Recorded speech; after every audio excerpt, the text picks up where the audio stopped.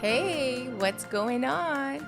I'm Dr. Leila Hariri, a family and cosmetic dentist for more than 22 years. And you're listening to Ask Dr. Leila. Anything you need to know about dentistry. We're going to talk about teeth, prevention, oral health, and tons more. So relax, listen, and smile. Good morning, everyone, and happiest New Year 2023. May it be full of blessings for each and every one of you, and really all your dreams come true. I want it to be a year filled with lots of peace, first of all, and then health, happiness, love, joy, and prosperity for all. It was a good year, 2022, but we're all happy to start a fresh new page with lots of brilliant ideas. And I hope everyone is doing what they're passionate about. And I'm one of the fortunate ones, which I really am passionate about what I do day in, day out. And I wish this for all of you. Today, actually, I want to talk about one of my passions, which is giving you all the best smile you can have. And but in this process, I know that with social media and with everything, actually, I wisdom extractions is for one that I just comes to mind, that people said, but my friend did it and it was like this. Well, it's kind of difficult to compare, one person's a dentist's hands to another, one clinic to another. And sometimes it's good to get the reality of what a treatment is rather than hearing it or even seeing it secondhand. So hopefully today's podcast will help some questions you have on veneers that I get asked very often.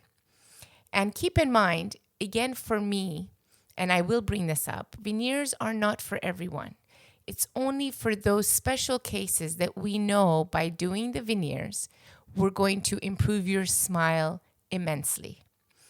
So let's start. The first myth, if I can say, is, Doc, will the veneers look fake? I have seen so many people with fake veneers, and I have this fear. It's true. I have seen a lot of fake veneers. And as I always tell you guys, if I place a veneer for you, I want when you smile for people to say, what a beautiful smile you have, not what beautiful veneers you have. People should not tell that they're veneers, but rather they just see your overall smile in harmony, and they comment on your beautiful smile. So looking fake has to do with, it's a more than a two-man show, but let's get it very simple. It's between the dentist and the technician, the lab technician. But of course, once it reaches the lab, there's many technicians depending on what level, from the beginning, the pouring, to the end, the finishing and the touching and all of that. But let's just keep it simple and say one technician. It's very important that from the dentist point of view, first of all, before we even touch your teeth, for majority of you, you notice that we do what's called a mock-up. Means that we take study models, take photos, send it off to the master technician.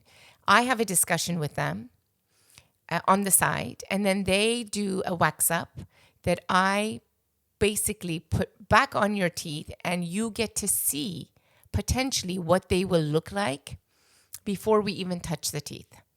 But that mock-up for you is just to get an idea of what you will look like. For me, it gives a lot of stories, a lot of background as to where I need to remove, if I need to remove anywhere from the tooth.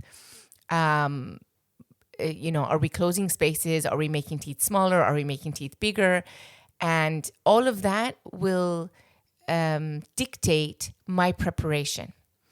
Then with my preparation only and having an amazing technician on the other end that can read, a good preparation, that only hand in hand can give us the success that we're all looking for, which is natural veneers. And of course, I have to bring out the shade.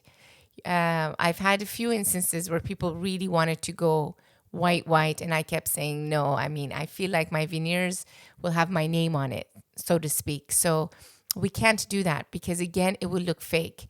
I know some people, very rare, but they may want that. But we have to take into account many factors when we're taking the shade of a veneer. And I always say it's supposed to be long term. So remember, we all age.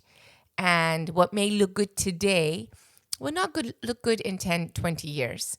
So I try to think of it as, I don't know, I am very optimistic, but doing it once and doing it correct and choosing something that even down the road, you guys would be happy with. So the teamwork is really important. The shade is important.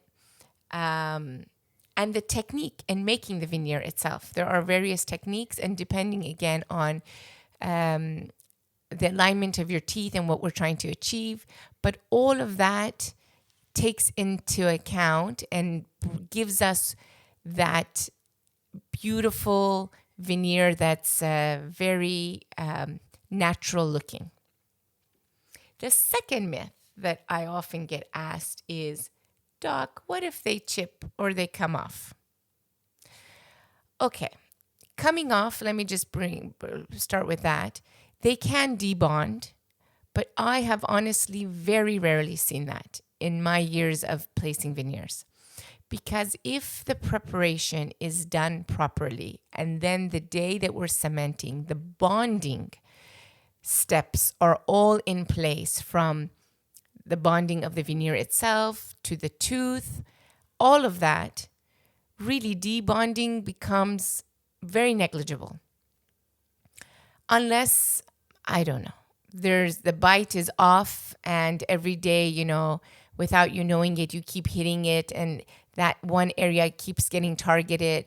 Yes, and it can. And that's actually not a bad thing at all. You bring it back in, we clean it up, and we re-cement it. But it happens very rarely. But let's say chipping. Your problem is, well, can they chip? Well, of course. Enamel, as we know it, the outer layer of our natural teeth, is as strong as bone. And enamel, being as strong as it is, gets chipped. I myself have some areas here and there, and it's from wear and tear and grinding and maybe eating the wrong types of foods, lots of seeds and nuts and, crispy rice in the front teeth where, and we just kind of, or opening, bottles, which we shouldn't be, doing things with our teeth that is not made for them. Remember, the front teeth are for tearing and back teeth are the chewing teeth. So if enamel can chip, of course your veneers can chip. But if you do a few things, for example, whenever I give my patients veneers, I ask them whether, and most likely you needed veneers because you were a grinder in the first place. But there could be a few instances that it wasn't due to the grinding, but I still would like you to protect it. I call them my diamonds, and it's an investment. So at night, I like you to wear the night guard. If you wear the night guard during the nighttime when you don't know if you're grinding and clenching, that really helps protect it. You do regular checkups so we can see if there's micro cracks happening before it leads into a bigger crack and a chip. So regular checkups and hygiene appointments are essential. And the bite needs to be correctly adjusted for your mouth so that when you do all the movements, you're not hitting one place more than the other. There has to be a balance. And that starts with, again, the dentist taking the right measurements here in the chair, sending it to the lab, and that amazing technician sees all of that, replicates it, and then once we place it in the mouth again, we do all the checkings for that. As you guys know, it's tap, tap, tap for me, and I go through a lot of tap, tap, taps. But to make sure that we have the balanced bite, okay? These all really reduce the chances of chipping. Now, let's go back to your question. What if it chips? Is it repairable? And the answer is yes. If it's a small chip, we repair it with a composite the same color as your veneer. And a composite is the filling material, the tooth color filling material that we have here, chair side. And there's a process to that. Put it on, looks good as new. And if the chip is much bigger than just a little chip, the veneers are replaceable. In the right hands with the dentist's experience, we just touch the veneer and not the tooth underneath it. Basically, I just imagine drawing a line vertically from the gums to the top of the veneer, and slowly, it just thins out and it comes off. And we take a new impression, send it off to the lab, write down the shade of what we had originally, and there you go. The new veneer will come in and it gets cemented. So it's really not that big of a deal. But the take-home message is that, yes, it is repairable and the process is not difficult. But again, there's some requirements, some homework, as I always say for you guys, that you need to do at home. One of the most important things, actually, even with our own natural teeth, is, again, remember, it's for tearing. So make sure you put things into bite sizes. You're not biting into anything extremely hard, because that will just increase the risk. So once you have veneers, we have to take care of them. It's like a baby. It's like we have to pamper it. And again, it's the investment, with the time and investment you have gone through. So it's well worth it.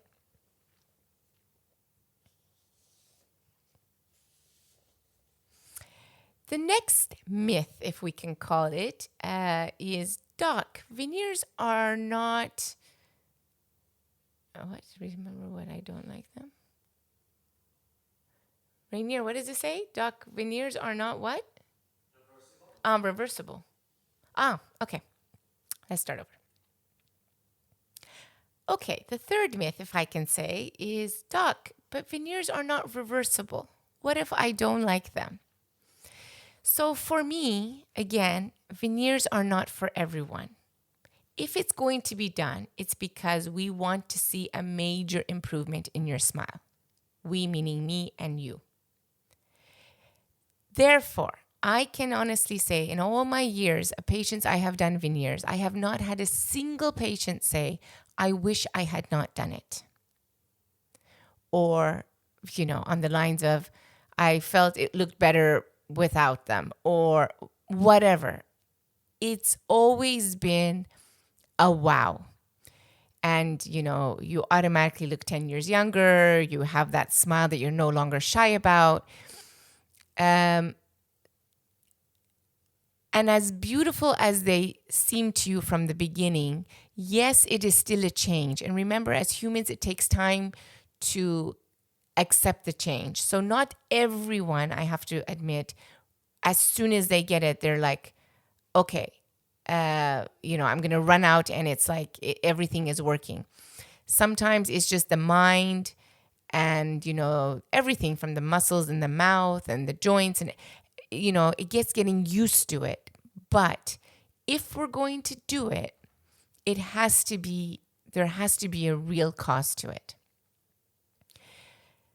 So when you say, is it reversible?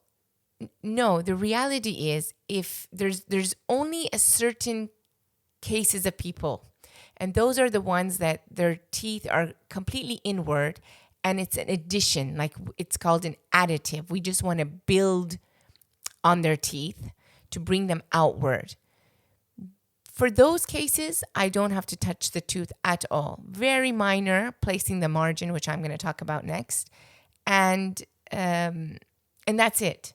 So yeah, in essence, let's say, I mean, I've never had a case, but if let's say we put the veneers and they don't like it, or they decide they don't want veneers, because again, for me, if there's something we don't like about the veneers, on cementation day, we have all eyes on this, including your eyes with the mirror in front of you, with the mirror, you're holding it. We're looking at it. We stand up, we sit down, whatever. Sometimes I take people outside directly in the sun, although, they're not cemented, so we don't want to drop them. But what I'm trying to say is, if we don't like them, but there's a reason why we don't like them, but we want them, of course, then we ask the technician to change whatever it is. But for someone to, again, maybe because I've never had this scenario, it's hard for me to say, but to say that I wish I had gone back and hadn't done it, no, because we all decided to do it because we knew that this was the right case for having veneers. And no, not everyone needs veneers, and not everyone is the right case. So that initial appointment with your dentist is super important, that your questions are answered, that the dentist knows where they're going. It's a journey, it's a path, it's a map, and we need to know where we're going from point A to point B and why we're doing it. The why is extremely important. Okay, the next myth is, how much tooth structure do you need to remove? This kind of ties into the last. So again, if it's more your teeth are inward and we want to increase and bring them outward, actually no tooth structure besides the margin. I always tell my patients the margin is, imagine your cuticles where your nails and the skin meet, and it's a place where I know there will be a stopping point. So the technician knows clearly that's where the veneer will stop, and there's a margin for it to kind of, it's a home. It's so it doesn't impinge on the gums. The gums, I'm always proud of. 10 years later, I check, they're not bleeding, and it has its home. So that's the only thing I have to add, is just, do a little marking along where the gums and the teeth meet, and a little preparation there, and that's it. But if your teeth are quite crowded, just imagine the areas that are sticking out. Well, how are we going to get alignment? The only way to get alignment is those areas that are sticking out. We have to reduce those, correct? So by reducing those, then we will get, the straight alignment of the veneers. In severe cases, and even in light cases, I often say to people, if you do a bit of ortho before I place the veneers, it's going to help you a lot, and it's going to help me because I have to reduce much less. And of course, the health of the teeth is always my top priority. So that really helps. But in few instances, I know you guys say no ortho at all. We don't want. And then I have to let you guys know. And those initial models I take, we mark it and we show you where we need to reduce in order to, give the alignment that we want. But my first initial gut feeling always is, when there's crowding, that a bit of ortho will really help us. And I always put that out fairly amongst all my patients. And then it's a decision that we make, with the time factor and so many other things, costs and time and all of that, what we want to, which road we want to take, but to get the best final result. And lastly, doc, can it cause bad breath? Margins. And dentists out there, you know what I mean. So this margin was, again, as I always mention, I use the cuticle as an example. You need to have a proper margin that, whether you take an impression or you scan, that your technician can read and knows exactly where the veneer is placed. Imagine where it's sitting is the home, and on the sides as well, so everywhere. And the tip, everywhere that the veneer is in contact with tooth, on the outer edges, think of the outer edges, it needs to have a home. It needs to have a guidance. And again, that has to do with the dentist's experience, and then not only how they do it on your teeth, but how they can show this to the technician by having an amazing, way of them either doing an impression or a scan. So this fine line is extremely important for me. And that's how I know that the margin is sealed after we do the bonding, of course, and we bond it. And with your amazing hygiene at home, flossing, brushing, mouth rinses, and making sure you come and see your hygienist every 6 months for your cleanings, then there's no reason why you should have bad breath due to your veneers. And often I hear, my dentist told me not to floss it, because I think the dentist was not sure of their own veneers, and they were afraid if you floss it, it will come off, because they were not sure of their bonding technique, and so many things.